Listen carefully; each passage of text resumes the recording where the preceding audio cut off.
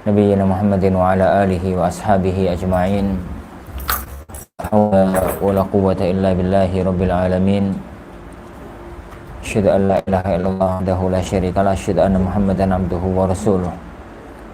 Allahumma salli wa sallim wa barik ala nabiyyina Muhammad wa ala alihi wa ashabihi wa man sara ala nahjihi ila yaumiddin, amma ba'd. Ikhwani wa akhwati fiddin, azani Allah wa iyyakum. Alhamdulillah, di malam yang berbarokah ini kita kembali bertemu di majelis kita, majelis Manhaj Salikin oleh Syekh Abdurrahman Ibn Nasir Sa'di rahimahullahu ta'ala. Kita masih pada Kitabul Miyah. Kita masih pada Kitab Al-Miyah. Kita katakan kemarin, Kitabul Miyah artinya adalah pembahasan tentang masalah air. Pembahasan ini disebut atau dibahas pertama kali oleh para ulama dalam kitab-kitab fikih, karena secara umum fikih itu ada dua, fikih ibadah dan fikih muamalah. Dan para ulama kita mengedepankan fikih ibadah dibandingkan pembahasan fikih muamalah. Dan ibadah itu yang pokok ada 4: salat, zakat, puasa, dan haji. Maka mereka mengedepankan salat untuk dibahas dari ibadah-ibadah yang lainnya. Sedangkan sholat tidak mungkin bisa dilakukan kecuali apabila terpenuhi syarat-syaratnya. Dan syarat yang paling pokok adalah bersuci dari hadas dan najis. Dan bersuci dari hadas dan najis itu ada beberapa alat, ada beberapa cara untuk bersuci dari hadas dan najis. Yang paling pokok alat yang dipakai adalah air. Dari situ maka pembahasan yang pertama kali dibahas adalah tentang air. Tapi itu kajian kita yang kemarin. Yang kedua, kita katakan dalam pertemuan yang kemarin bahwa hukum asal air itu adalah suci. Dan air itu selagi masih asli dari ciptaan Allah Subhanahu wa taala, baik yang turun dari langit maupun yang keluar dari bumi, warnanya apapun, bentuknya apapun, wujudnya bagaimanapun, baunya kayak apapun, yang penting masih asli, belum ada pengaruh manusia dan belum ada pengaruh apapun, maka itu adalah tahirun mutahhir, suci mensucikan. Baik itu bening jernih maupun itu keruh semacam air-air yang ada di sekitar area-area,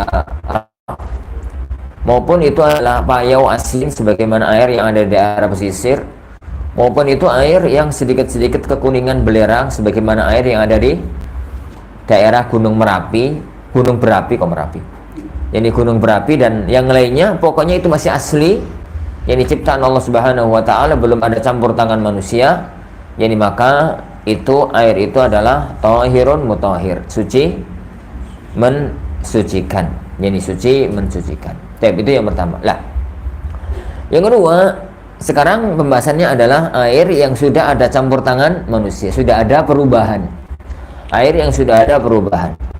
Lah, air yang berubah, air yang ada campuran itu ada dua kemungkinan: tercampur dengan benda yang suci, yang kedua tercampur dengan benda yang najis. Tercampur dengan benda yang suci, yang kedua tercampur dengan benda yang najis. Kita telah selesaikan kemarin, kajian yang kemarin, air yang tercampur benda yang suci. Jadi air yang tercampur benda yang suci, maka itu dua kemungkinan. Kemungkinan yang pertama, sudah tidak lagi dinamakan dengan air. Orang sudah tidak menyebutnya air, kayak sudah berubah menjadi teh, berubah jadi kopi, berubah jadi susu. Orang sudah tidak lagi menyebutnya air. Air dicampur teh, dicampur gula misalkan, orang tidak lagi menyebutnya air, menyebutnya wedang teh. Orang tidak lagi menyebutnya kopi, tidak lagi menyebutnya air, tapi sudah menyebut minum kopi. Orang sudah tidak lagi menyebut minum air, tapi sudah minum susu dan misalnya.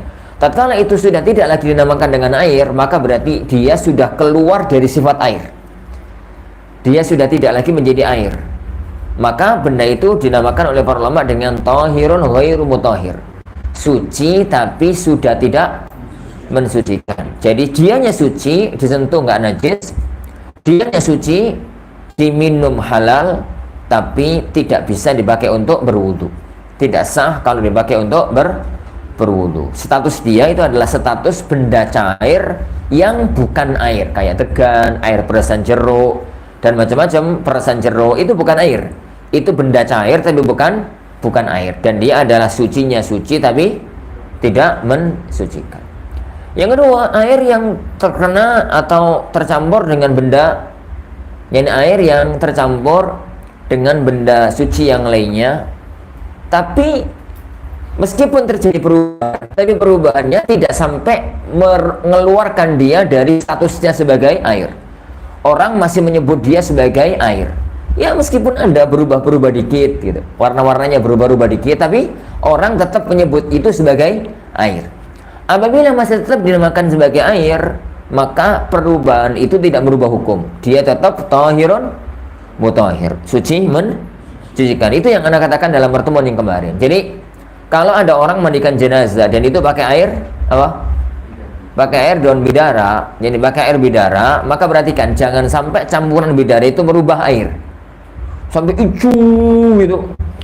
Itu justru sampai hijau itu arepe ngedusi mayit apa arepe jadi ngepel lantai. Semacam itu harus dicermati. Hal masalah semacam itu nggak pakai perasaan. Jadi kaidah ilmiah itu harus berlaku. Jadi kaidah ilmiah itu ini harus berlaku tatkala kita mengatakan itu adalah air, itu adalah sudah tidak lagi orang menamakannya air, berarti dia sudah tidak sah dipakai untuk bersuci. Dia sudah tidak lagi sah dipakai untuk bersuci. Lah yang suci bagaimana? Bisa lakukan dua cara. Lakukan dua cara. Yang pertama, yang campurannya itu jangan terlalu banyak sehingga tetap namanya air. Maksudnya semua warna hijaunya itu ada, tapi tetap namanya air. Atau yang kedua, jadikan daun bidara itu hanya alat untuk bersih. Air tetap air. Kemudian, jadi itu dijadikan satu sebagai sabun untuk gosok-gosok. Nanti diguyur sama air. Jadi air lagi. Adapun kalau air yang dicampur dengan daun bidara, itu aslinya sudah bukan namanya dengan air, sudah tidak lagi namanya dengan air. Wallahu a'lam bishawab. Nah, tapi itu yang telah kita bahas, kesimpulan dari kajian kita di pertemuan yang kemarin. Kita lanjutkan sekarang ucapan beliau. Ini ucapan beliau, fa in taghayyara ahadu awsafihi binajasatin, apabila berubah, ya betul ya, poin 11 ya. Fa in taghayyara, apabila berubah, ahadu awsafihi, salah satu dari sifatnya, sifat air itu bau, rasa, warna. Yani sifat awsafi, salah satu dari sifatnya itu adalah bau, rasa, warna.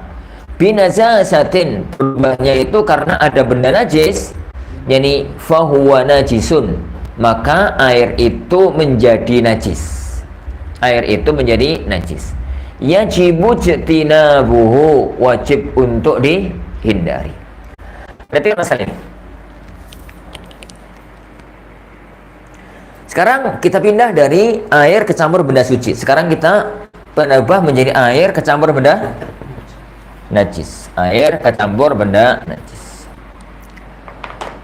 Jadi air kecampur benda najis. Jadi dalam bahasa Arabnya kita mengatakan al-ma al-mukhtalit bin najasah. Al-mukhtalit bin najasah. Air yang kecampur benda najis. Gitu ya. Air yang tercampur benda najis, maka itu ada dua kemungkinan. Kemungkinan yang pertama, air itu mutaghayyir. Mutaghayyir itu terjadi perubahan. Mutaghayyir ahad awsafihi. Kasih kitab. Antum tulis pakai mesin juga. Jadi terjadi perubahan salah satu dari sifat air. Warnanya berubah, atau rasanya berubah, atau baunya berubah dengan adanya benda najis tersebut. Ingat ya, air yang suci mensucikan tercampur najis, terus ada perubahan. Perubahan itu nggak harus semua. Salah satu dari bau, warna, rasa, itu salah satu dari sifat. Kalau itu terjadi misalkan campuran bangkai tikus misalkan, terus menjadi baunya nggak enak, atau baunya mungkin tetap, tapi ini diminum itu, dibuat berkumur itu rasanya rasa tikus. Aku orang ngerti rasa tikus itu kayak apa. Atau warnanya berubah dikit, warna-warnanya itu berubah-ubah gitu ya. Pokoknya salah satunya berubah deh. Salah satunya itu berubah. Jadi maka ini hukumnya adalah najis. Air itu menjadi najis. Istilah para ulama itu mutanajjis. Mutanajjis. Benda suci yang terkena benda najis lalu jadi najis, itu istilah fikihnya adalah mutanajjis. Istilah fikihnya itu mutanajjis. Pokoknya najis gitulah, segampang-gampangan, gak kalian istilah. Jadi air terkena benda najis terus berubah salah satu dari sifatnya, maka najis mutlakon, secara mutlak. Ucapan saya secara mutlak, mau airnya dikit, mau airnya banyak, mau airnya sak samudra, pokoknya kena berubah dengan benda najis, maka ini tetap najis. Istilah fikihnya itu, maka air itu menjadi najis mutlakon. Mutlakon itu secara mutlak, air itu mau sedikit ya najis, banyak ya najis, banyak juga najis. Hanya kalau banyak banget nggak najis semua, najis yang ada pengaruhnya. Misalkan di laut itu ada gajah mati di laut, yang belum laut terus mati, maka otomatis daerah yang ada bangkai gajah itu akan bau. Area air yang masih ada pengaruh bangkai itu najis meskipun air laut. Tapi kalau sudah jauh ya, yang sudah tidak ada pengaruhnya, maka tidak mengapa. Pokoknya terjadi perubahan pada salah satu dari warna, bau, rasa, maka air itu berubah menjadi najis. Yang kedua, apabila tidak terjadi perubahan, la yataghayyar, yani ahad awsafihi, tidak terjadi perubahan salah satu dari sifatnya, sifatnya. Anda janjikan kemarin khilaf yang tidak masyhur di Indonesia nggak Anda sebut, tapi ini khilaf yang kondang di negeri kita karena harus benturan dengan fikih, atau karena harus berhadapan dengan saudara-saudara kita yang memegang fikih Syafi'iyah. Terpaksa Anda sebutkan khilafnya, beliau nggak nyebutkan, nggak apa-apa lah. Para ulama kita dalam masalah ini, jika tidak terjadi perubahan, maka air itu ada dua kemungkinan. Air itu banyak dan air itu sedikit. Jika tidak terjadi perubahan, nggak usah bahas dikit dan banyaknya air. Pokoknya berubah, mau dikit mau banyak, najis. Sekarang masalah kita adalah tidak berubah. Kalau tidak berubah, maka ada kajian jika air itu banyak, jika air itu sedikit. Jika air itu banyak, jika air itu sedikit. Jika kita bahas masalah ini. Lah, jika air itu banyak, maka air itu tahir mutahhir. Jika air itu banyak, terkena benda najis, enggak berubah, dan air itu banyak, maka air itu tetap suci, mensucikan. Air itu tetap suci, mensucikan, enggak ada pengaruhnya. Ini air itu tetap suci, mensucikan. Jadi apa dalilnya? Dalilnya hadis yang beliau sebutkan pada poin yang sebelumnya, sebenarnya itu adalah berkaitan dengan benda najis. Sebenarnya itu masyhur dengan nama dalil hadis bi'r budha'ah. Jadi kalau mau disebutkan dalilnya, apa dalilnya? Dalilnya adalah hadis bi'r budha'ah, air sumur budha'ah namanya. Air sumur budha'ah. Cerita dari air sumur budha'ah adalah kota Madinah itu kan lembah, namanya lembah itu datarannya itu nggak data. Jadi kota Madinah itu tepung gini loh, area kotanya. Jadi tidak semua rumah di kota Madinah itu ada sumur. Zaman itu kota Madinah itu paling 4 atau 5 sumur sak kota. Jadi orang-orang itu kalau mau ngambil air, naruh di rumahnya, ngambil dari sumur itu saat timbok mulai. Salah satu di antara air yang sumur yang ada di kota Madinah itu namanya bi'r budha'ah. Bi'r itu posisinya di sini, pas di bawah lembah, pas di dataran yang paling rendah. Lah kota Madinah di zaman itu kampung, jenenge wong kampung. Kalau buang sampah, buang apa itu di mana? Nemburine malah. Ya orang-orang kampung zaman sekarang ini buang teletrongi sapi, buang opo di mana? Dibuang gitu aja di belakang rumah. Ini wong kota antar tempat sampah diangkut sama opo, gaya tok.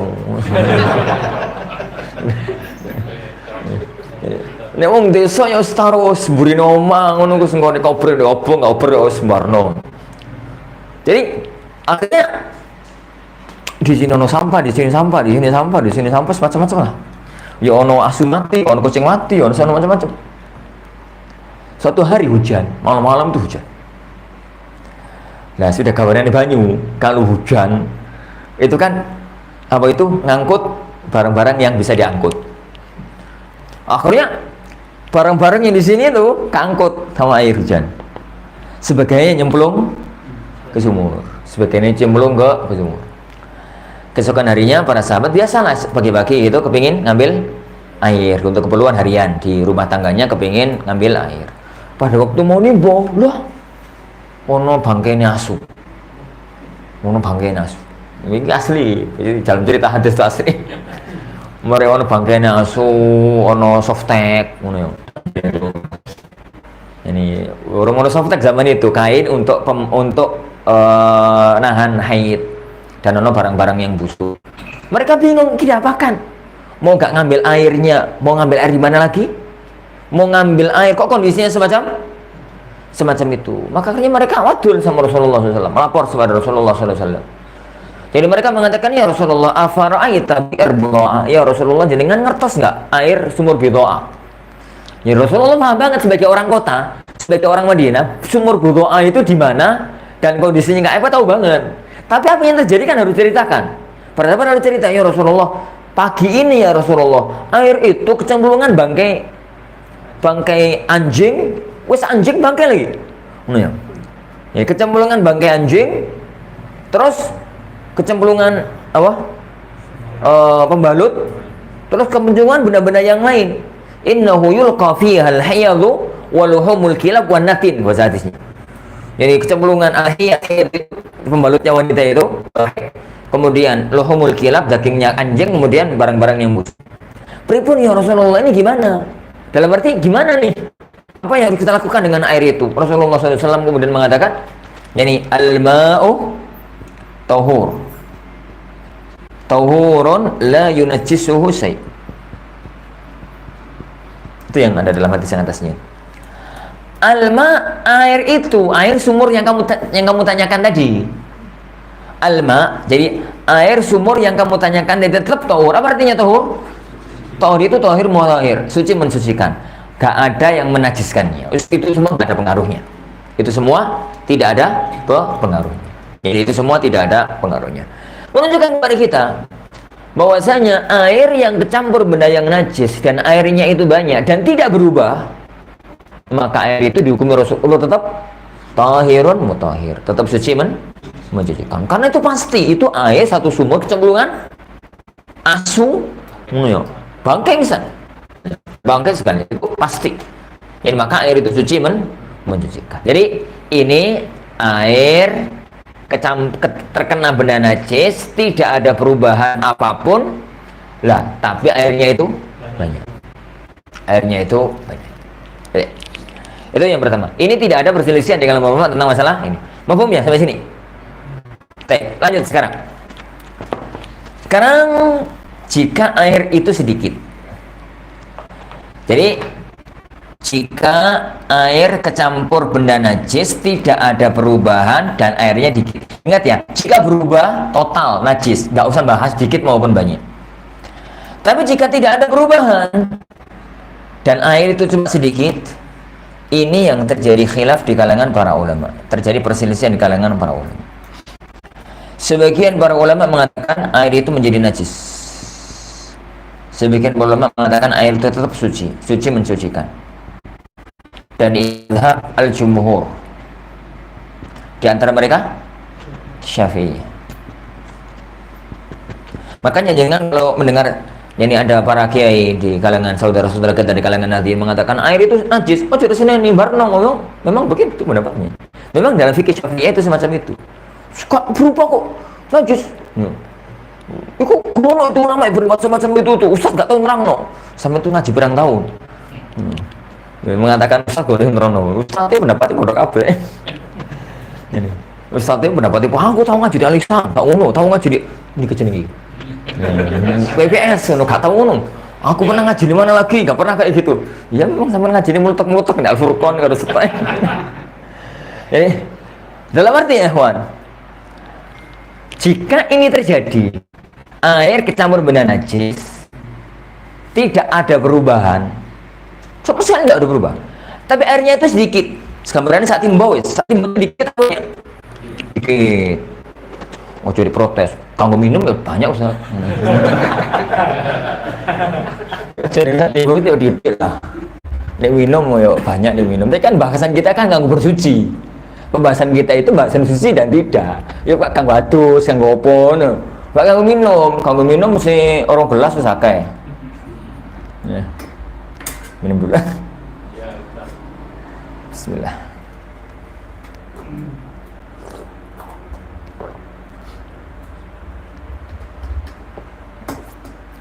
Tapi ya, ada gambarannya itu air satu timba. Air satu timba. Lah, air satu timba itu nih kalau penggunaannya untuk bersuci itu pasti sedikit. Kecipratan pipis, anek sampean itu pipis di pinggirnya, ngono kan ciprat. Golek jupuk itu ke sungai, ngono. Kowe ning omah, doleh anak itu ngompol di pinggirnya. Ngompol di pinggir dan jenengan ngerti persis ada cipratan air kencing itu nyiprat masuk ke air tersebut, Dilihat warna nggak berubah, air timba cat itu loh, timba yang 20 liter itu, timba itu. Nah, itu kecipratan air kencing, warna nggak berubah. Diambil dicium nggak berubah. Dipakai berkumur, yuk rasanya air, yuk rasanya pipis, nggak ada perubahan apapun. Nah, dalam kondisi ini yang para ulama kita berselisih. Sebagian ulama mengatakan air itu berubah jadi najis, air itu najis meskipun nggak ada perubahan, dan itu pendapat mayoritas para ulama dan diantara mereka para ulama Syafi'i. Jadi yang mengatakan adanya perubahan pada dan ini najis, Imam Abu Hanifah rahimahullah taala, jadi Imam Syafi'i, seingatannya juga sebagian riwayat dari Imam Ahmad mengatakan bahwasanya itu adalah najis. Pokoknya mazhab jumhur lah, jumhur mengatakan bahwasanya air itu najis. Jadi air itu adalah najis. Sebagian ulama mengatakan bahwasanya air itu adalah suci. Jadi sebagian ulama mengatakan air itu adalah suci, dan pendapat ini dipilih oleh Syekh Abdurrahman Sa'di. Ini lahir dari ucapan beliau, patokannya itu perubahan. Fa in taghayyara, apabila terjadi perubahan maka itu namanya najis. Berarti kesimpulannya kalau nggak berubah nggak najis. Ini nggak najis. Dan itu pendapat yang dipilih oleh beliau, dan itu memang pendapat sebagian para ulama. Itu memang pendapat sebagian di antara para ulama-ulama kita yang mengatakan bahwasanya patokannya itu nggak gonok, patokan dikit banyak ini gonok. Pokoknya patokannya itu berubah najis ya berubah yo. Ya sudah. Ini sudah ya.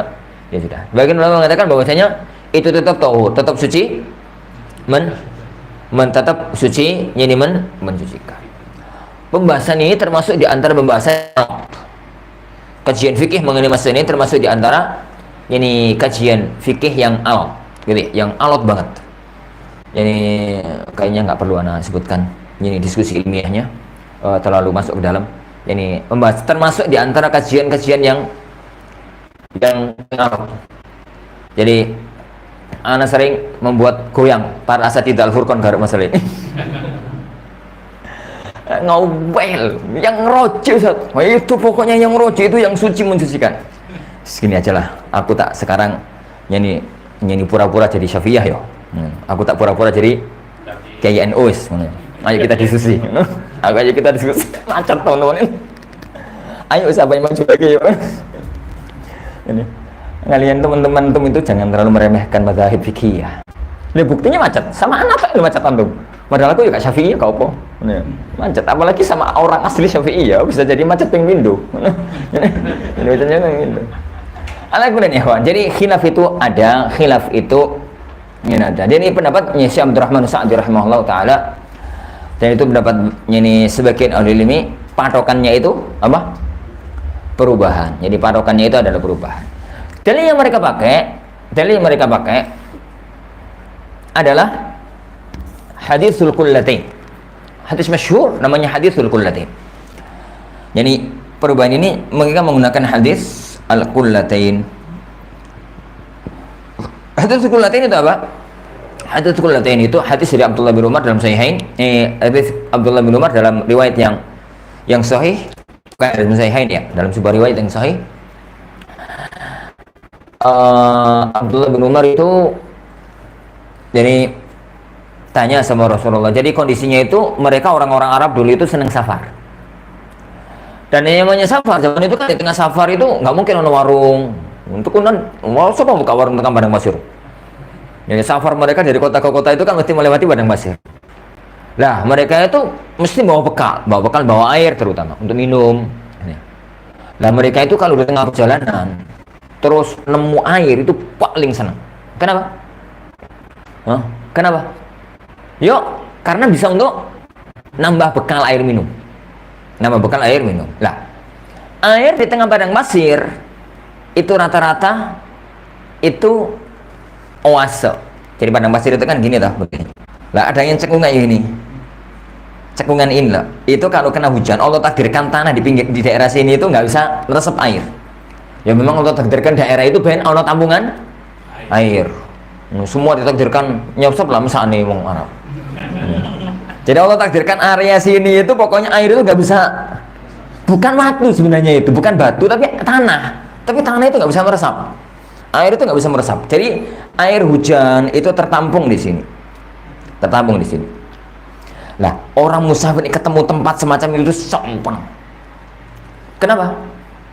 Yuk mereka bisa ngambil persiapan atau nambah berbekalan air. Nah, kata Abdullah bin Umar, ya Rasulullah, kami pernah safar. Jadi tatkala kita mau ngambil air, yani ternyata di sini itu banyak binatang-binatang buas. Afara'aita ma, yani taridu fihil siba. Jadi apa ya? Ono banyak binatang-binatang buas. Di sini banyak binatang buas, ono apa? Singa, ono apa itu harimau, itu jagongan begini. Ngobrol jagung. Ini jagongan gitu, ngobrol nyemplung, atus, renang. Lah yang namanya binatang di sini jagongan, yuk pipis, yuk BAB, ngono toh. Yuk pipis, yuk BAB kan gak duwe tempat BAB mereka. Ini sembarang mau BAB. Lah mereka nunggu setelah mereka binatang-binatang itu pergi, para sahabat mendekat ke bingung, suci apa ora? Air ini suci apa enggak? Akhirnya mereka datang kepada Rasulullah SAW. Lalu bertanya, ya Rasulullah, pripun air yang semacam ini pripun? Maka Rasulullah SAW mengatakan, idza kanal ma'u qullatain lam yahmilil khabas. Kata beliau SAW, pada waktu sudah ceritanya kayak tadi ya, mafhum ya ceritanya ya? Cerita peristiwa ini loh tadi, kondisi lapangannya itu kayak apa? Itu ada air di tengah padang pasir, air tampungan hujan, bukan air sumber, bukan air mengalir, air tampungan hujan. Terus mau diambil airnya, ternyata nemukan di situ ono binatang-binatang buas itu jagongan. Dan ingat, kotorannya binatang buas itu najis. Kotorannya binatang buas itu najis. Maka pasti air ini sekarang air kecampur benda najis. Air kecampur benda najis itu pasti. Mereka bingung, ini dapat gitu, mau ngambil kok takut najis, mau gak ngambil kok butuh. Akhirnya mereka lapor sama Rasulullah. Sejawabnya beliau SAW, ya Rasulullah, pripun air ini? Maka Rasulullah mengatakan, idza kanal ma'u qullatain, kalau air itu sampai 2 kullah nggak najis. Kalau air itu sampai 2 kullah maka nggak najis. Berarti pemahamannya ini mantuk itu tekstual dari hadis ini, kalau air itu 2 kullah ke atas nggak najis. Pemahaman kebalikannya dalam istilah usul fikih namanya mafhum. Pemahaman kebalikannya, kalau kurang dari 2 kullah berarti najis. Kalau nggak dibedakan antara yang di atas 2 kullah dengan di bawah 2 kullah, maka lafaz Rasulullah ini muspro, ngono gunani. Dan nggak mungkin Rasulullah ngomong tanpa makna. Dan tak mungkin Rasulullah SAW itu ngomong tanpa makna. Kalau memang air dikit, air banyak itu sama. Lah kenapa Rasulullah pakai ngomong kullatain barang? Tatkala beliau sampai ngomong idza kanal ma' kullatain, apabila air itu sampai 2 kullah, maka air ini nggak najis. Berarti kalau di bawah 2 kullah ojo najis itu. Gitu. Pemahamannya adalah semacam itu. Lah, 2 kullah ini berapa? Kullah itu isinya air gentong.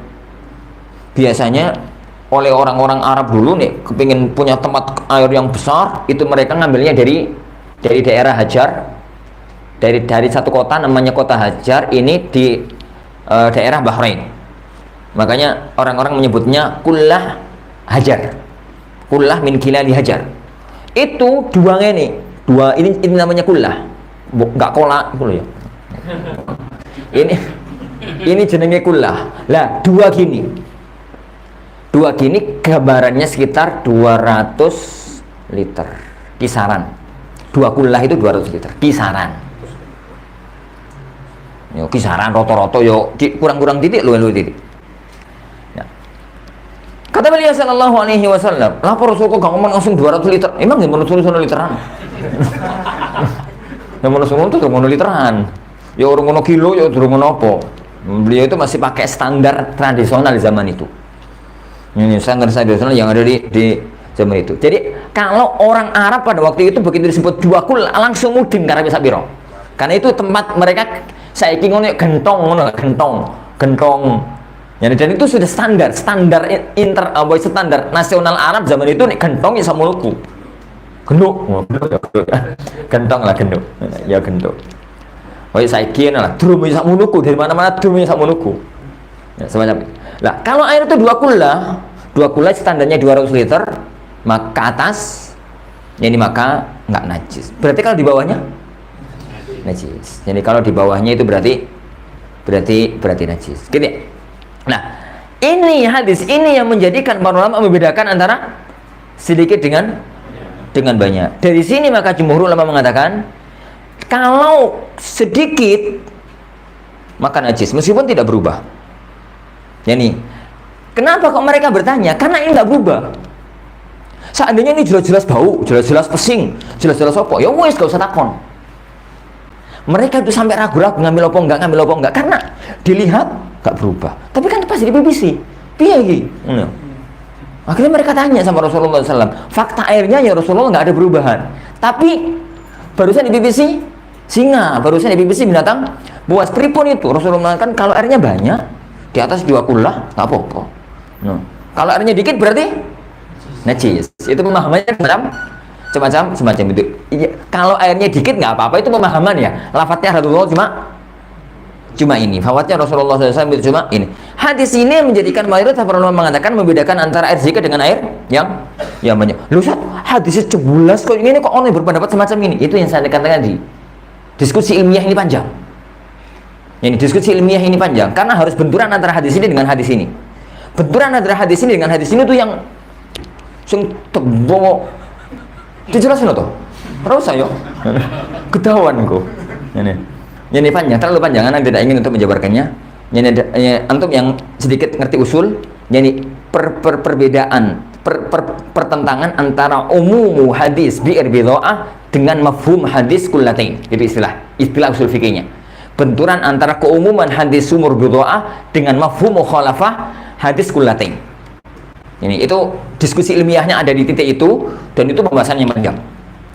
Yang penting, jadi yang penting, jadi titik masalahnya adalah ada pada jadi masalah yang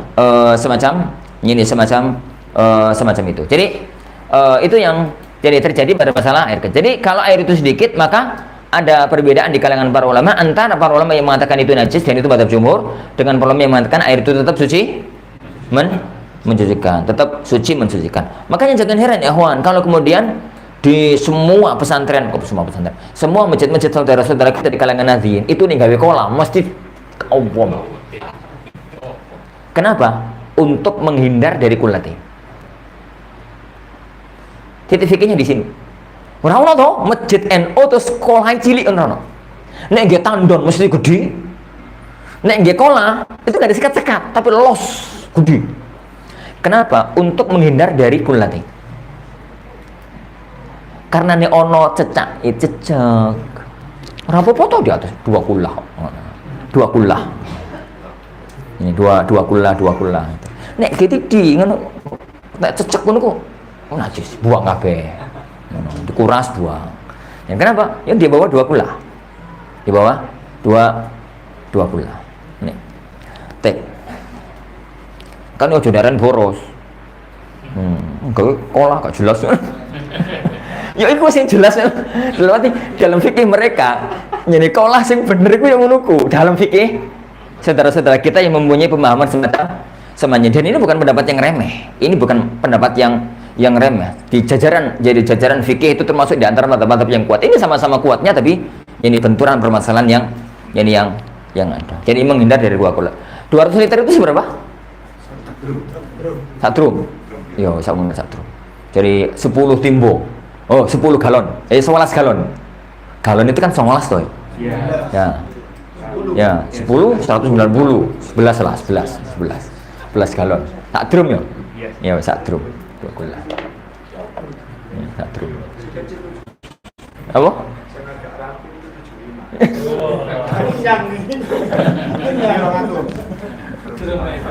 Drum sing 200. Ya, pokoknya. Sampai sini ya, Bun, paham? Ada yang masalah? Kalau airnya mengalir, apa perlu 200 liter 2 kula itu? Air mengalir gak ada hukum. Enggak ada hukum ya. Air mengalir tidak ada hukum. Yang kita bahas itu air yang tidak mengalir. Kenapa air mengalir tidak ada hukum? Karena begitu kena najis, malah yurono. Iya. Di sini berarti hilang najisnya. Yang di bagian kono gak ngerti nona najis di gini. Jadi di kini air mengalir di rono ya. Di kini di pipisi. Kono. Berpipis dipakai wudhu sah. Kenapa? Lo kan pipis Melayu. Lah, kok di bagian kono 1 kilo ada orang yang wudhu, nasib. Ini nasib. Soalnya dia kagak kondo. Begitu pakai wudhu, lo kok pesing? Dan masalahnya itu dia kan nggak tahu gitu loh kalau ada dan hukum asal air itu suci. Hukum asal air itu suci. Jadi, pembahasan kita bukan pada air yang mengalir ya. Bukan pada air yang mengalir tapi air yang diem, yani air yang tidak mengalir. Maka pembahasannya itu sumur. Saking rumitnya masalah ini ya, Juan. Sampai Abu Dawud itu menceritakan dalam sunannya karena hadis Bi'r Buto'ah ini tuh dalam salah satu perawinya adalah Abu Dawud. Kata beliau, Abu Dawud itu tinggal di mana? Abu Dawud itu Sistan itu Irak. Abu Dawud itu Sistani. Itu beliau tinggal di Irak. Beliau kan muridnya Imam Ahmad rahimahullah taala. Abu Dawud itu muridnya Imam Ahmad, salah satu murid seniornya Ahmad ibn Hanbal. Jadi beliau salah satu penulis Masailu Ahmad. Jadi penulis kitab Masail Imam Ahmad rahimahullah. Beliau itu sampai bingung menghadapi 2 hadis ini. Pembahasan ki pijo toyo. Beliau itu ingin memastikan sekarang air Bi'r Buto'ah sebenarnya itu masalahnya ringan sekali. Sangat ringan. Seandainya ada keterangan yang jelas. Air Bi'r Buto'ah ini 2 kula apa enggak? Itu aja masalahnya. Titik masalahnya sekarang itu jadi sumur Bi'r Buto'ah itu pada waktu kecemplungan bangkai kambing tadi, bangkai anjing tadi, itu kondisi air tatkala itu di atas 2 kula atau di bawah 2 kula. Titik masalahnya itu aja. Kalau air tatkala kecemplungan itu di bawah 2 kula, maka hadis ini langsung gugur. Tapi akan jadi sangat rumit kalau ternyata air ini di atas 2 kula. Untuk memastikan itu Abu Dawud itu berangkat dari Irak ke Madinah untuk lihat sumur ini. Beliau melakukan perjalanan 1,5 bulan naik onta hanya untuk ngecek sumur ini. Itu sulitnya ini cari ilmu di zaman itu. Yang nggak bisa selancar di Google Map. YouTube, apalagi YouTube. Jadi pokoknya nggak bisa lah. Beliau berangkat dari Irak ke Madinah. Bukan untuk apa-apa, bukan untuk rekreasi, bukan untuk umroh, bukan untuk apa. Berangkat hanya untuk lihat sumur ini. Sampai di kota Madinah, tanya sama duduk kota Madinah, di mana Bi'r Buto'ah? Ditanyakan, ini Bi'r Buto'ah. Lalu beliau bertanya, apakah beliau di zaman Abu Dawud? Abu Dawud itu hidup di tahun 200-an. Sedangkan peristiwa ini pasti sebelum tahun 11, kan Rasulullah masih hidup. Jadi Abu Dawud itu hidup di tahun 200-an.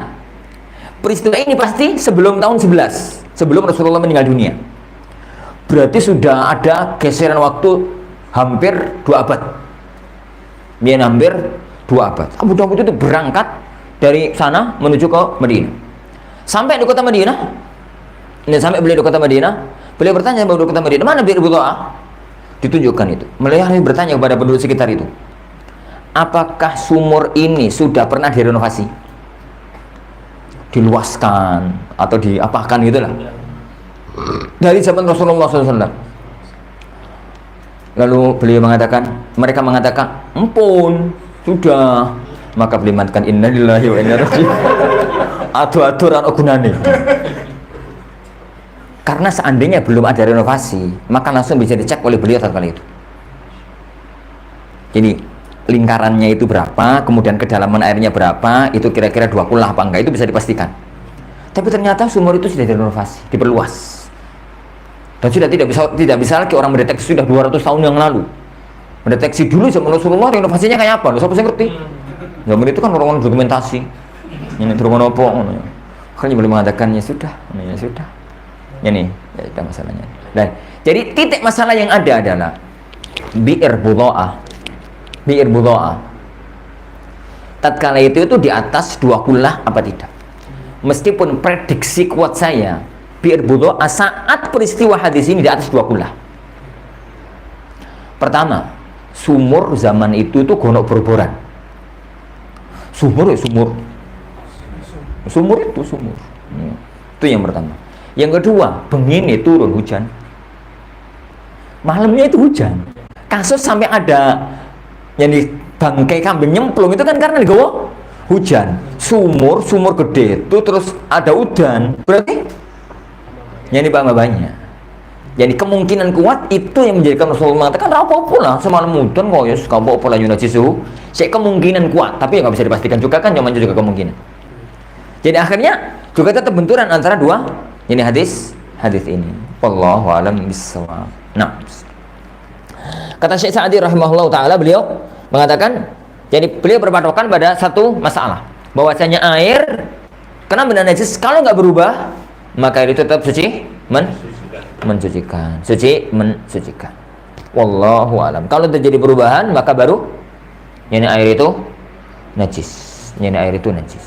Wallahu a'lam. Nah, air itu najis ya. Tapi kalau unsur najisnya dihilangkan menjadi suci kembali.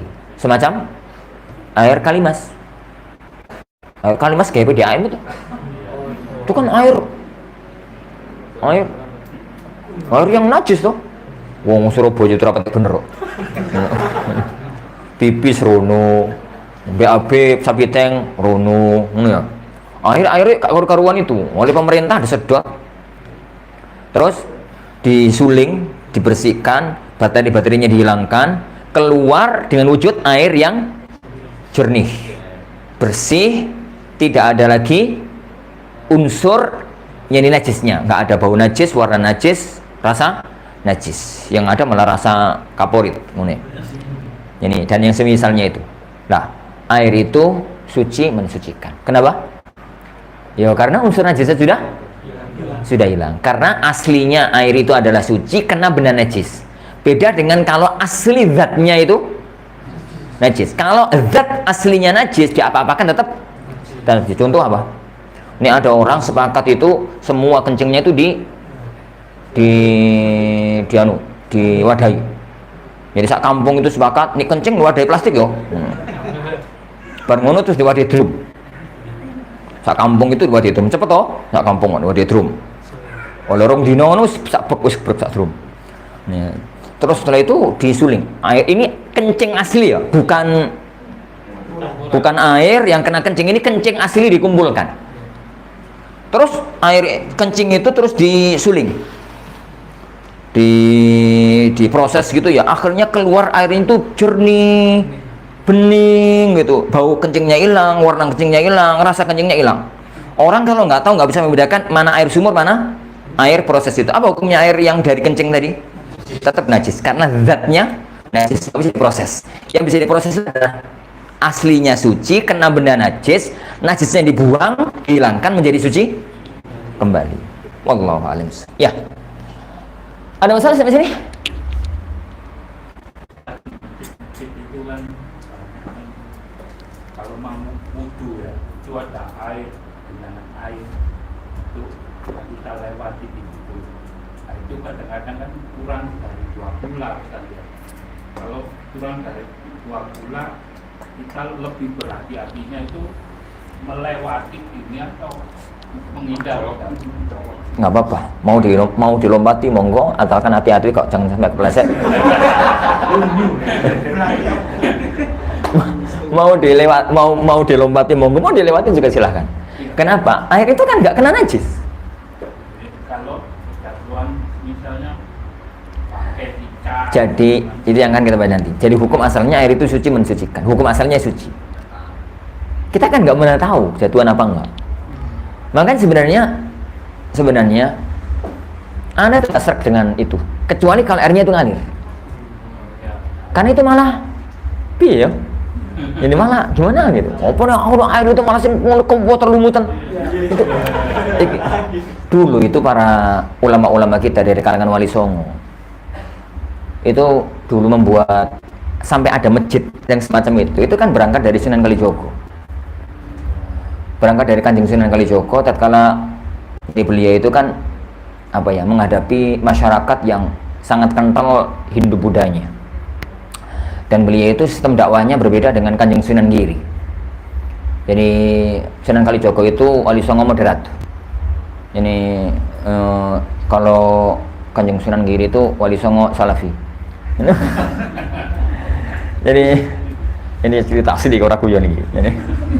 Jadi Kanjeng Sunan Kalijogo itu, Kanjeng Sunan Giri itu manhaj dakwahnya kita sampaikan Islam yang apa adanya, murni. Masyarakat mau nggak terima, nggak mau terima, urusan mereka dengan Allah Subhanahu Wa Taala. Kita sampaikan apa adanya. Kanjeng Sunan Kalijogo mengatakan ya nggak gitulah Kang. Tuan itu Sunan Giri karo Kalijogo itu. Ngerti ya? Tua Sunan Giri. Ya sekarang gitulah Kang.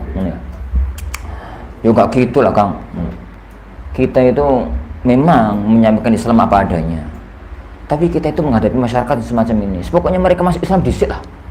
Yang penting sekarang itu masuk Islam dulu. Yang penting mereka Muslim dulu, dengan cara yang mereka senangi agar Muslim. Nanti setelah mereka Islam baru kita benahi. Kalau kita nggak mau membenahi, saya yakin akan muncul generasi-generasi belakangan yang akan membenahi kekurangan dan kesalahan kita. Makanya itu anak sering mengatakan barangkali yang dimaksudkan Sunan Kalijogo itu adalah kita. Jadi yang meneruskan apa yang beliau cita-citakan. Akhirnya kan yang beliau dakwah itu kan lewat wayang, lewat gending. Jadi gending-gending yang ada, itu kan rata-rata itu yang buat adalah Kanjeng Sunan Kalijogo dari Ilir, Gundul Pacul, Cupluk Suweng, turi-turi putih. Kakak kenal yuk sama semacam itulah. Sebenarnya tatkala itu kan agama Hindu itu sudah agama yang kokoh dan sudah agama yang disenangi oleh masyarakat karena sudah mampu membawa ekonomi yang mapan. Kerajaan-kerajaan besar pada waktu itu rata-rata Hindu. Yang paling tidak disenangi oleh masyarakat zaman itu kan kasta. Jadi masyarakat secara umum itu kan sudra, dan sudra itu ya diinjak-injak karo kasta yang di atasnya. Mereka itu kan ada Brahmana, ada Ksatria, ada Waisa, dan ada Sudra. Brahmana itu para kiai, para tokoh-tokoh agama, itu kaum Brahmana. Ksatria itu ya mulai dari raja sampai prajurit itu Ksatria. Waisa itu ya masyarakat jelata tapi kelompok tengah, pedagang, saudagar, semacam itulah. Waisa itu ya Sudra ya buruh, tani, ya semacam itu kaum Sudra. Nah, yang paling gak disenangi itu kasta itu. Akhirnya Sunan Kalijogo membuat wayang, jadi ada Satrio Paningit yang sakti mandraguna mengalahkan Brahmana, mengalahkan mengalahkan kesatria, padahal dia orang Sudra. Orang-orang pada heran, sampean kok bisa melakukan itu? Aku punya jimat Kalimosoto. Jimat Kalimosoto. Ngomong apa anda tadi? Oh ya. Nah, salah satu di antara cara beliau gara-gara air tadi sampai Kalijogo. Salah satu di antara cara beliau untuk menarik masyarakat itu kan gending. Masyarakat zaman itu kan gandrung dengan gending. Jadi di masjid itu dibuat gending, ono acara gamelan gending-gending. Oh, no masyarakat tuh seneng. Saiki ngono nonton apa tuh ya? Sing masyarakat ngono sorong niku seneng nonton. Apa ya? Karnaval ya. Karnaval gak seneng saiki wong. Ini suka nonton. Kalau itu apa dia? Ini kemudian di depan masjid itu kan mereka dari sawah, dari apa masyarakat bawah lah. Jadi kalau di sandal nggak ada apa, di depan masjid itu dikasih kolam, dikasih air gitu. Siapapun yang masuk ke dalam masjid itu harus melewati kolam tersebut. Karena ditanya, mereka lu apa kok kolam barang? Iya, Anda masuk tempat yang suci. Yang tidak layak kecuali harus membersihkan kaki terlebih dahulu. Itu asal usul filosofi. Jadi ada kolam itu terus no. terus no. Monggo aja sih, tapi ojo sampe lumutan ngono maksudnya. Lunyu. Allah. Nah, secara fikih nggak ada masalah. Secara fikih nggak ada masalah. Karena air itu nggak jelas-jelas karena benda najis. Tapi lanjutkan. Wal aslu fil asya at-taharatu wal ibahah. Yani wal aslu fil asya, dan hukum asal segala sesuatu itu at-taharah, suci, wal ibahah, dan mubah, halal. Hukum asal segala sesuatu itu suci dan mubah. Tip.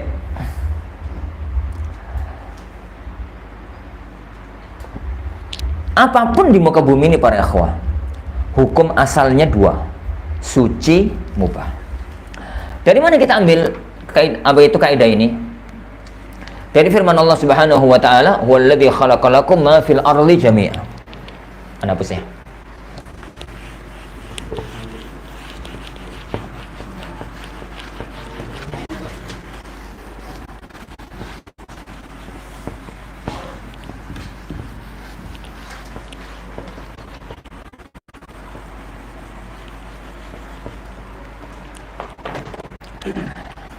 Kata beliau, hukum asal segala sesuatu itu at-taharah dan al-ibah, suci dan mubah, suci dan halal. Suci dalam artian disentuh, nggak najis. Mubah dalam artian boleh dimakan. Ini boleh dimakan, boleh untuk dimanfaatkan. Sing bisa dipangan loh yo. Lalu gak bisa dipangan barang dipangan. Suci dan mubah. Hukum asal. Dari mana kita ambil kaidah ini? Kita ambil dari firman Allah Subhanahu wa taala, "Huwallazi khalaqa lakum ma fil ardi jami'an," dalam surat Al-Baqarah. Huwallazi, dialah Allah yang menciptakan lakum untuk kalian semua, ma ini segala sesuatu fil ardi, di muka bumi, jami'an, semua. Jadi dialah Allah yang menciptakan untuk kalian manfaatkan segala sesuatu yang ada di muka bumi.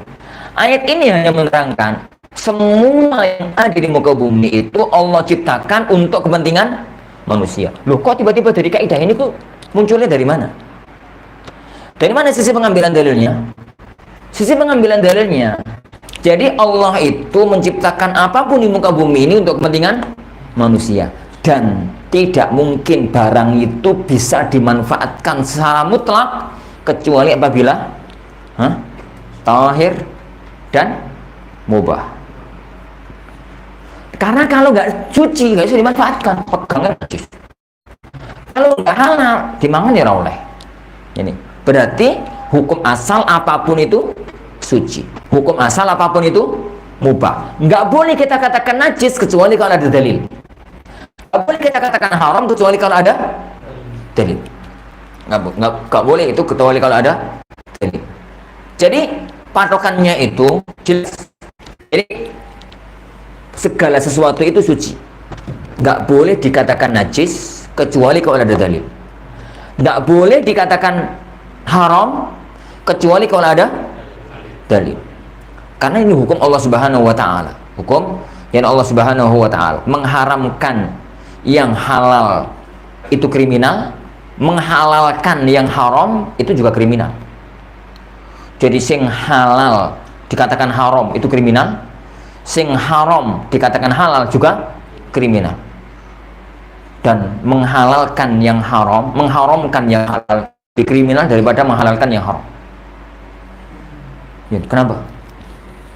Jadi Hukum Allah itu jelas. Jadi, lah ada dua kriminal dalam masalah halal haram. Yang pertama, tahlilul haram, menghalalkan yang haram. Yang haram dianggap halal. Yang kedua, tahrimul halal, gitu ya. Mengharamkan yang halal. Yang halal dianggap haram. Apa bukan makan baik haram? Apa kok haram? Pokoknya haram. Mengharamkan yang halal. Maka agama itu parukannya ikhwan dalil. Jangan pakai perasaan. Ini pakai perasaanku repot. Ono wong itu senengane kabeh-kabeh haram. Ono wong senengane kabeh-kabeh halal. Gantung-gantung. Ada orang itu kabeh kepengin. Ada orang di tipikalnya itu uji coba. Wong pokoknya coba-coba. Turun tau mangan ulo rek, mangan ulo. Turun tau mangan tikus, mangan tikus. Jadi uji coba. Ada orang itu pokoknya kalau nggak makanannya nggak mau. Tipikal-tipikalnya Rasulullah itu kan kalau nggak makanan biasanya beliau nggak mau.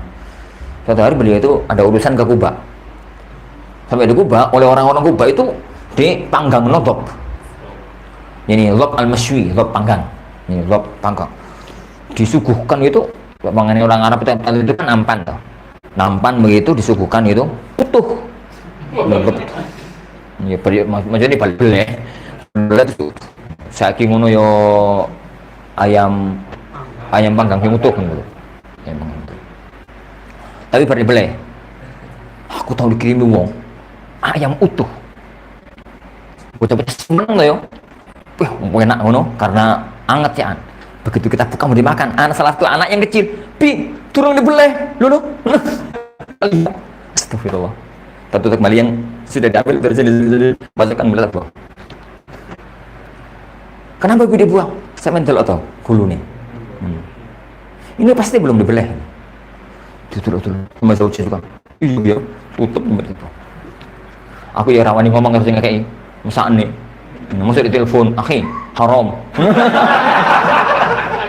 Wes nukokno ini ganti ya haram ya akhi turun ae ngono.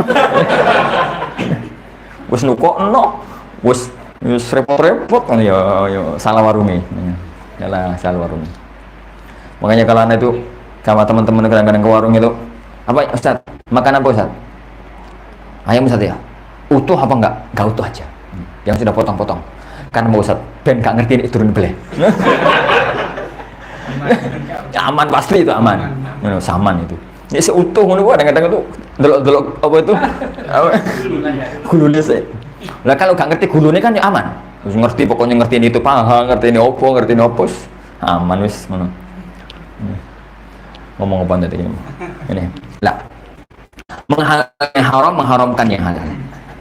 Jadi yang haram dianggap halal itu kriminal, yang halal dianggap haram itu kriminal. Tapi ya ikhwan, ini itu lebih kriminal daripada ini. Jadi menghalalkan yang haram, salah wali. Mengharamkan yang halal itu lebih kriminal dibandingkan menghalalkan yang haram. Sama-sama dosa ya, tapi ini lebih kriminal. Kenapa? Kalau ini itu mainnya hawa nafsu. Barang haram dianggap halal atau dipangan, itu kan mainnya hawa nafsu. Kalau ini mainnya itu tasyri', gak hawa nafsu. Wah, enak-enak halal oleh dibangun kok malah dianggap haram. Itu sudah menempatkan diri ke makom pembuat syariat, dan itu jauh lebih kriminal. Kalau ini kan ya mainnya hawa nafsu. Jelas-jelas ini maksudnya apa-apa lah. Itu kan berarti menganggap halal yang haram, itu kan main hawa nafsu. Dan uang itu semuanya punya hawa nafsu. Betapa banyak nyanyi kita itu yang sengaja kadang-kadang menghalalkan yang haram. Tapi tatkala sudah mengharamkan yang halal, itu senang yang halal karena oleh. Tapi kemudian diharamkan dengan alasan syariat padahal nggak benar, itu sudah makomnya membuat syariat, dan itu bahaya banget. Tapi sama-sama dosa. Ini sama-sama dosa. Ngomong-ngomong lob ya. Ini kembali kepada lob. Tadi Rasulullah nonton, dilihat. Tatkala itu beliau dengan Khalid bin Walid dan beberapa sahabat. Tanya ya Rasulullah haram hadza, ya Rasulullah haram toh. Gitu. Kata beliau SAW mengatakan, "La, Enggak. Kalau haram enggak, illa annahu laisa ta'amu ahli baladi. Hanya saja ini bukan makanan negeriku, maksudnya bukan makanan orang negeriku, maksudnya bukan makanan orang Mekah. Itu bab itu enggak ada di negeri Mekah. Bab itu adanya di padang pasir sekitar Madinah. Di Mekah ono. Ini di daerah Mekah itu ya enggak ada. Kalau kita misalkan kayak komodo itu adanya di NTT, di sini ono. Ini semacam itulah. Bab itu adanya di area kota Madinah. Di Mekah enggak ada. Jadi dari kecil Rasulullah nggak pernah makan bab. Tua-tua tiba-tiba disuguhi bab. Tiba-tiba disuguhi bab. Rasulullah mengatakan ini bukan makanan kawasan negeriku. Maka beliau nggak mau makan. Sama Khalid dimakan. Sama Khalid dimakan di hadapan beliau SAW dan Rasulullah hanya diam melihat. Lah Khalid kok gelem? Lah Khalid kan pendekar. Pendekar itu ya di mana-mana nggak pilih-pilih makanan. Ini pendekar pilih-pilih makanan ya mati. Cepat mati. Ini misalkan pendekar asli ini Blitar nih.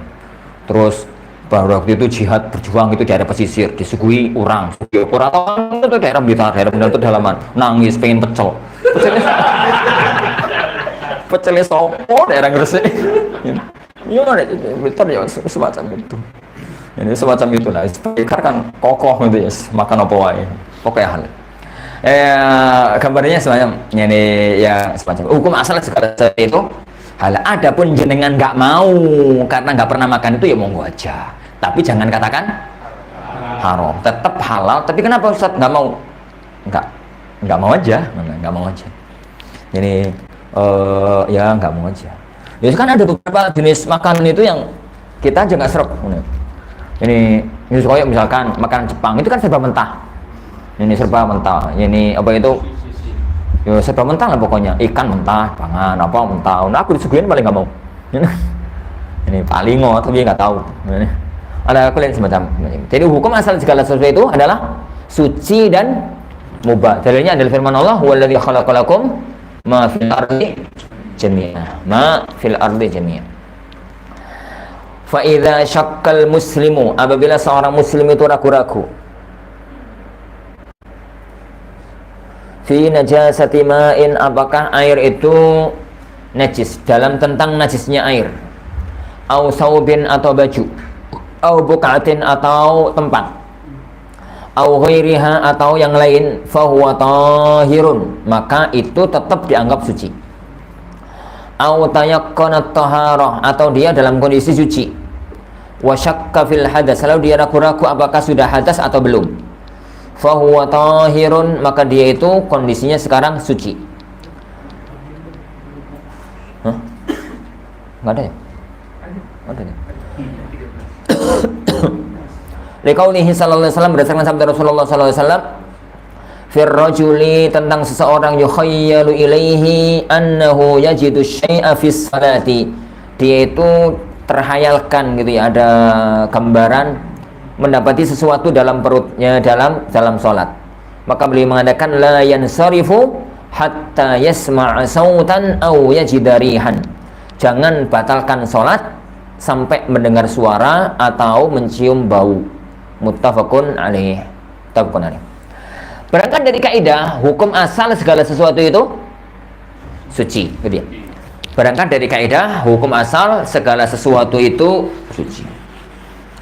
Nah, suci itu kemarin yang kita bahas, suci itu ada dua. Suci dari hadas, suci ya, atau harah. Itu kan suci dari hadas dan suci dari an-najis. Suci dari najis, benda itu najis atau tidak. Hukum asal segala sesuatu itu suci. Tidak boleh ada orang mengatakan ini najis itu najis kecuali dalil yang menunjukkan kalau ini najis. Tidak boleh dengan kecuali itu najis. Makanya hukum asalnya itu suci. Hukum asalnya suci. Tidak usah terlalu mendalam dalam masalah apapun, karena tambah sulit hidup itu. Dulu Abdullah bin Umar itu pernah lewat di gang-gang kota gitu ya. Tiba-tiba ono air, beliau ada, jadi kesiram air dari atas. Beliau bersama salah satu sahabatnya, bukan seorang sahabat ya, tapi salah satu temannya Abdullah bin Umar. Kena dua-duanya. Maka temannya Abdullah bin Umar itu teriak ke atas, "Mas, yang di atas ini air apa?" Ini air apa? Air suci apa air najis? Gitu ya. Sama Abdullah bin Umar, beliau teriak, ojo dijawab. Ini yang di atas ojo dijawab. Akhirnya gak dijawab. Ya, temennya bingung, loh, pripun toh? Kok gak dijawab? Ya, harus dijawab. Ini dijawab malah susah. Pokoknya nggak ada bau kencing, nggak ada bau najis, berarti hukum asalnya suci. Dijawab malah susah. Minum air sombiran, lawar kafe. Susah dijawab. Kenapa hukum asalnya adalah suci. Jadi agama itu jangan bersulit. Jadi jangan dipersulit. Begitu juga dengan hukum halal. Ya sudah, jangan bersulit. Dengan ke warung. Kemudian apa Pak? Soto apa? Soto daging Pak. Soto daging. Ini atau soto ayam. Soto daging atau soto ayam. Kemudian pada waktu makan, waduh, iki ayam iki beli apa enggak? Beli pada waktu beli mau coba semalam apa enggak? Akhirnya sampai ngadeg. Ini ke pemilik warung. Ini Mbak, pemilik warungnya pun tiba datang. Ada apa Pak? Pak, itu Bu, ayamnya dibeli membuatan tempeleng sampean. Gak mangan, gak panean. Oh, sir. Ya sudahlah. Ini negeri muslim. Hukum asalnya orang itu muslim itu makannya daging itu disembelih. Hukum asalnya pakai basmalah. Hukum asalnya halal. Ya wis, gak usah tanya-tanya. Yang tanya-tanya malah susah. Gak usah meributkan, gak usah memaksakan, gak usah menyusahkan diri. Jadi kecuali kalau nyata-nyata di depan. Ini kecuali kalau nyata-nyata di depan mata. Jadi nyatanya di depan mata semacam itu. Dan ini lah, kalau kemudian tahu setelah makan baru tahu, ya wis alhamdulillah. Dalam arti kadang warak, jadi pada waktu makan tadi halal. Sekarang tahu sekarang yang akan nanti jadi haramnya sudah masuknya tetap halal. Yuk, terus ya. Nggak usah ribut menghadapi, nyantai aja. Jadi suatu ketika ada Pak Yai, Kiai gitu ya, itu dijaraki kalau bocah-bocah nakal. Ini dijaraki diganggu lah kalau bocah-bocah nakal. Dikerjain sama bocah-bocah nakal. Ini kono dia dikerjain. Dia ada acara dibuat sebuah itu enggak sebuah. Baru selesai mangan sugih enak dia. Ini mangan, oh enak, ternyata enak. Setelah selesai makan warak, ini ada salah satu di antara mereka ngomong, Pak Yai, enak Pak Yai? Enak ya. Jadi kan tahu yang dimakan tadi itu daging apa Pak Yai? Nggak tahu, kayaknya nggak pernah makan daging, tapi enak rasanya. Itu dagingnya asu Pak Yai, dagingnya anjing. Pak Yainya tahu kalau dia dikerjain, langsung senyum, alhamdulillah. Sampian powin tercung-cung. Ternyata dagingnya asu itu enak ya. Ini gak sampeyan ngene, nanya aku gak ngerti dagingnya asu rasanya kaya apa. Jadi gak sampeyan kerjain, aku gak ngerti dagingnya asu kaya apa. Ternyata enak ya. Jadi sing rencana ngerjain aku malah kecewa. Nyobanya, ini malah kecewa berat. Kan halal, kadung masuk. Yang selanjutnya jadi haram. Ini. Tapi ojo tiru. Itu kan trik untuk mengalahkan orang yang ngerjai dia. Kalau tatkala itu Pak Yai muntah-muntah, ngamuk-ngamuk, lo kan malah ketawa mereka. Seneng-seneng. Apa itu? Ini berhasil. Lo malah diguyoni. Ini pinter sampean cung. Ini gara-gara sampean ngerti aku dagingnya. Rasanya daging asu. Ala kalian waritan aja nih. Tapi kalau gak dikerjai orang, yo yang sebagian ulama mengatakan kalau bisa muntahkan. Kalau bisa, kalau nggak bisa ya nggak apa-apa. Ini kenapa dimuntahkan? Memang halal, tapi itu tetap punya efek. Memang halalnya halal, tapi tetap punya efek. Yo kan asu masuk. Ini tetap punya efek. Tapi ya semacam tadi, kalau bisa itu dimuntahkan. Jadi makanan apapun ya, yang masuk ke dalam perut itu mesti punya efek. Makanya hati-hati dengan anak-anak kita. Tahu Al-Imam Al-Juwaini rahimahullah? Al-Imam Al-Juwaini rahimahullah ta'ala itu seorang imam besar. Jadi salah satu senopati dan pangglimanya fikih Syafi'iyah. Al-Imam Abdul Ma'ali Al-Juwaini yang masyhur dengan nama digelari Imamul Haramain. Yani beliau itu kalau ngaji, kalau ceramah itu nggak tahu salah. Maksudnya nggak pernah lali gitu. Ceramah atau lali, oh dalil apa ya? Ini nggak pernah. Suatu ketika beliau ngaji, itu lupa. Apa ya? Kok lupa? Selesai pengajian, ada salah satu di antara muridnya yang mengatakan, ya Imam, tumben, ada apa? Nggak pernah ada kejadian semacam ini menimpa jenengan. Kata Juwaini rahimahullah ta'ala, beliau mengatakan, ini tuh efek air susu. Murid itu bingung, apa ini? Air susu apa itu? Aku ceritakan, nggih ya Imam. Akhirnya beliau ceritakan, dulu bapaknya juga seorang ulama ternama. Ini bapakku itu tatkala aku lahir, itu pesan sama ibuku, ini Dek, anak kita ini jangan boleh disusui oleh siapapun. Jangan boleh disusui oleh siapapun. Yang nyusui harus kamu tok. Oh nggih. Aku mau ada perlu tahu tak keluar ya. Keluar. Ini kemarin waktu ditanya, kenapa Mas kok nggak boleh? Saya khawatir nanti kalau ada tetangga nyusui, ada kerabat nyusui, itu kita nggak pernah tahu makanan yang dimakan oleh tetangga kita itu halal apa haram. Kalau ternyata haram, kan tadi daging sing haram, jadi air susu sing haram. Kalau disusukan ke anak kita, status hukumnya halal, tapi kan efek tetap efeknya itu tetap ada. Nanti saya nggak ingin ada efek-efek buruk dari hal semacam itu masuk ke perut anak kita. Oke. Nah, ini beliau itu anaknya kan turut kok, Juwaini cilik itu tidur. Pada waktu tidur itu beliau, ibu itu ngerjakan tugas lain. Biasalah ibu-ibu rumah tangga gitu nih, anak itu kan yo gawe mbah seisa macam-macam lah. Nangis, anak itu nangis padahal ibunya di belakang, ono tonggo di depan rumahnya, diambil. Lumrahnya orang daerah situ nih ono tonggo yang nangis gitu digendong disusui. Kebetulan sing gendong itu punya anak jadi disusui. Begitu mendengar suara tangisan, ibu itu menyelesaikan tugasnya cepat langsung keluar.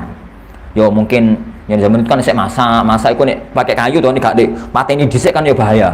Ini akhirnya keluar, ternyata ibunya itu sudah sedang dipopong oleh tetangganya, langsung diambil, langsung mulutnya itu dimasukin jarinya sama ibu terus muntah. Harusnya itu muntah. Dengan rasa penyesalan yang sangat mendalam, dia itu cerita ke orang tuanya. Dia cerita ke suaminya. Datang itu, Mas, sepunten nih Mas, tadi itu kejadian gini, terus tapi sudah tak muntahkan kok. Maka suaminya mengatakan, suatu ketika air susu tetangga kita itu akan punya pengaruh kepada anak kita. Suatu ketika air susu tetangga itu akan punya pengaruh kepada anak kita. Kata Juwaini, bayi tatkala itu sudah jadi alim, mengatakan kejadian tadi adalah salah satu efek dari air susu yang pernah aku minum pada waktu aku masih bayi. Ini masih bayi.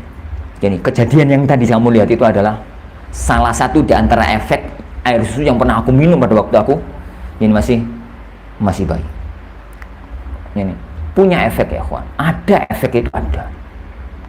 Meskipun halal. Ini meskipun ini halal. Makanya kan kadang-kadang kita itu kenapa tuh bocah-bocah aja ikut ke badung-badung. Yo kadang-kadang efek-efek menurut. Ini efek-efek yang semacam itu. Suatu hari Ana ngasih keputusan di Al-Furqan dan untuk menjaga kondusif santri-santri itu gak terjadi gap ya, wong sugih kakean kiriman yang wong gak duwe gak tau dikirimi kasihan santri itu. Santri kami itu kan dari mulai kelas ekonomi paling bawah sampai sekarang kelas elit pun masuk Al-Furqan. Sebagian kelas elit itu masuk ini Al-Furqan. Lah yo mbuh wong iku napa. Loh, sing suke-suke itu, Masya Allah, tiap hari itu apa itu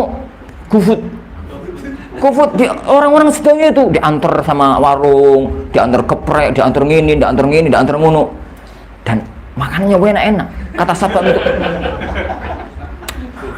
makanannya enak.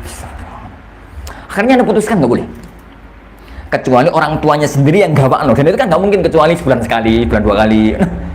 Yang itu wajar lah kalau digawakno. Tapi kalau tiap hari sekarang diantar yang dikeprek, besok diantar opo, kan sugih kan nggak terlalu masalah. Tapi kan kancane. Misalnya ini kan akhirnya larang. larang itu. Aku di demo karo warung-warung sing elit-elit sedayu. Iya, di demo. Salah satu di antara mereka itu ke rumah, ke satpam. Satpam gak bisa memutuskan, langsung menghadap ketua yayasan. Ini menghadap ketua yayasan. Anak pas di rumah, ditemui oleh Zaujah. Yani ditemui oleh Zaujah, ya nanti saya sampaikan sama Abi. Anak pulang, ono ayam, kepudi. Ayam masakan enak, ngono pokoke kepudi lah. Aku yang mikir, dari mana Mi? Kirimi sama warung sana. Hah? Tumben? Ada apa? Yo gara-gara keputusan jenengan kemarin. Walah. Ini. Nyokok. Gara-gara keputusan jenengan kemarin. Oh walah. Terus ya ini tak bilang nanti aja ketemu langsung. Telepon aja. Sedangkan telepon datang malam. Akhirnya terus ayam ini piye? Buang. Ayam ini bocah-bocah gue sampang. Ya loh, mesti buka toh. Ini sudah dimakan? Belum. Nunggu jenengan. Ini sudah ada yang pegangan anak. Sudah itu. Mas, kembalikan Mas. Kembalikan, masukkan lagi. Nah Bobi, ini bukan milik kita. Nanti kalau kepingin Abi belikan. Oh ya nak Bi, kalau kepingin Abi belikan. Sekarang masukkan kembali. Terus anak buang. Ini, terus anak buang. Yo tenanan di situ satu kok nomor tapi ya. Ini. Yo kak goreng betul-betul. Ini. Tapi bukan anak yang beli. Dalam artian aku beli dikira PDKT. Ini. Yo tak minta sama teman belikan. Ini sama teman belikan. Nah, khawatirnya efek-efek ke belakang terhadap anak-anak kita. Jadi hal-hal yang semacam itu pasti nyogok. Jadi barang itu jelas-jelas barang sokokan. Ini mangan yo enak ayo sak menit baru ngono jadi iya ngono yo. Tapi efeknya itu bisa jadi seumur hidup. Ini efeknya itu bisa jadi seumur hidup. Yang semacam itu kan pasti dari daging. Nah, daging itu hilangnya kapan juga jelas. Ini. Allahu a'lam. Ala kullin ya ikhwan bidan azani Allahu yani wa iyyakum. Ngantur ya? Ya. Itu yang begitu juga dengan orang hadas ya kawan. Orang hadas itu gambarannya orang itu kalau sedang suci maksudnya nggak kentut nggak apa. Orang itu kalau dalam kondisi suci itu dia itu ragu-ragu. Wis ngentut durung, wis ngentut belum. Hukum asalnya belum. Jadi gambarannya misalkan begini. Ada orang sholat maghrib. Pada waktu dia sholat itu berarti kan pasti suci. Wong dia berani sholat kan berarti yakin kalau suci.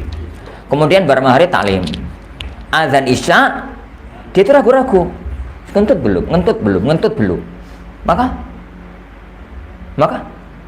hukum asalnya suci. Wong yang ragu-ragu itu ngentut belum. Sudah hadas belum. Berarti belum. Hukum asalnya suci. Langsung sholat tanpa berwudu nggak ada masalah. Tapi kalau jenengan mau wudu dalam arti wudu sunnah, ya silakan aja. Tapi jangan wudu karena was-was loh ya. Jangan wudu karena was-was. Wudu karena wis suci, wudu lagi kan boleh-boleh aja. Ini boleh-boleh, bukan karena was-was. Kalau karena was-was jangan wudu. Untuk menghilangkan kewaswasan itu. Kalau dibalik, ada orang jadi sholat maghrib, bersolat maghrib terus taklim. Tengah-tengah taklim dia itu yakin seyakin-yakinnya kalau belet pipis. Tengah-tengah taklim itu yakin-yakinnya kalau kebelet pipis. Kemudian dia sudah pipis. Adzan isya dia tuh ragu-ragu pas pipis tadi itu bar pipis wudu porong ya. Pokoknya dia yakin sudah kencing. Tadi itu setelah kencing itu langsung taklim karena khawatir ketinggalan atau wudu dulu ya. Sudah wudu belum. Berarti belum. Karena yang yakin pipis, maka yang ragu-ragu hilangkan. Jadi pegang titik keyakinan, yang ragu-ragu dihilangkan. Jadi orang itu kalau dalam masalahnya suci. Kalau ada keraguan-raguan hadas, maka suci. Kalau kebalik, yakinnya hadas, ragu-ragu bersuci, maka berarti dia itu dalam kondisi hadas. Oleh karena itu Rasulullah SAW itu mengatakan dalam hadis ini, tentang orang yukhayyal itu tengah-tengah sholat orang itu ragu-ragu, ngentut ora. Ini setan itu gila nih. Ente gila nih nggak? Ya wis melakukan pekerjaan yang nggak patut beres. Dia itu kata Rasulullah SAW, orang itu kalau sedang sholat, tengah-tengah sholat itu tubuhnya itu disebul kalau setan. Tiup. Jadi kan kadang-kadang tengah-tengah sholat itu kita merasakan di tubuh kita tuh ada angin. Kadang-kadang merasa ngentut enggak? Itu ngentut apa ora ya? Ngentut enggak. Ternyata penyakit semacam itu tidak ada di zaman Rasulullah SAW. Itu kata Rasulullah SAW, itu setan nyebul. Yukhayyal annahu hadatha fi batni syai', merasa perasaan itu hadas enggak gitu. Maka Rasulullah SAW mengatakan, sudahlah kalau kode semacam itu jangan batalkan sholat sampai yakin kalau hadas, kalau kencing, kalau kentut. Dalil kalau yakin kentut berarti dengar suara atau mencium bau. Yang gak mesti itu pokoknya yakin. Kenapa? Orang negeri Arab itu ngentut itu bukan aib. Di tengah-tengah kumpul gitu ya. Terus enak-enak ngumpul, itu enggak aib. Di negeri kita itu kan aib. Makanya orang negeri kita kalau ngumpul-ngumpul terus kepingin ngentut itu kan di ketokno pelan-pelan. Dikeluarkan pelan-pelan. Tiba-tiba daerah itu bau. Sopo sing ngentut pada sing aku. Sopo sing ngentut pada sing aku. Tapi udah dia yakin itu ngentut. Orang negeri Arab nyantai aja kumut. Ini maka di negeri kita itu pasti keluar yang semacam itu. Lah, kalau nggak keluar suara, itu pasti mencium bau. Di negeri kita kadang-kadang suara enggak karena ditahan, bau enggak kalah sama bau ASI. Kesedot langsung ASI hilang baunya. Apalagi masjidnya wangi. Ini yo. Berarti nggak najis Ustaz. Berarti nggak hadas Ustaz. Bau nggak ada, suara nggak ada. Ya tetap hadas Mas. Kan jenengan yakin toh. Jenengan yakin kalau keluarkan. Jadi gambarnya semacam itu. Jadi hukum asal itu suci. Kalau ragu-ragu hadas atau enggak maka hukum asalnya suci. Wallahu alam. Ini yang berkaitan dengan fikih air. Insyaallah pertemuan depan kita lanjutkan pada fikih wadai banyu. Babul aniyah itu fikih wadai banyu. Jadi kalau barusan itu kita bahas fikih banyunya, airnya, besok kita bahas wadai. Ini fikih air, fikih tempatnya air. Nah, disebutkan bahwa kotoran hewan itu najis ya Ustaz ya? Kotoran hewan yang nggak boleh dimakan. Iya. Ya. Itu tadi ini ada pertanyaan Ustaz dari Mas ini. Saya Ustaz aja yang jawab. Kotoran ikan. Kalau yang kecil-kecil mungkin enggak lah, insya Allah. Tapi kalau ikan paus, ikan hiu kan besar kan? Yeah. Gimana Ustaz? Nah, jenengan tahu dikotori kan paus toh? Nah ini pertanyaan sini loh. Saya nggak jawab. Contohnya jangan hiu gitu loh. Contohnya banteng atau apa. Insyaallah nanti kita bahas dalam fikih benda najis. Oh iya. Soalnya kita bahas dalam fikih benda najis. Iya. Jadi kotoran secara umum kotoran ikan suci. Suci ya. Kotoran ikan itu suci. Wallah, namun tadi perinciannya dalam fikih najis insyaallah subhanahu wa ta'ala. Iya. Kita akhiri majelis kita. Subhanakallahumma wa bihamdika asyhadu an la ilaha illa anta astaghfiruka wa atubu ilaik. Wassallallahu wasallam wa baraka nabi Muhammad. Assalamualaikum warahmatullahi wabarakatuh.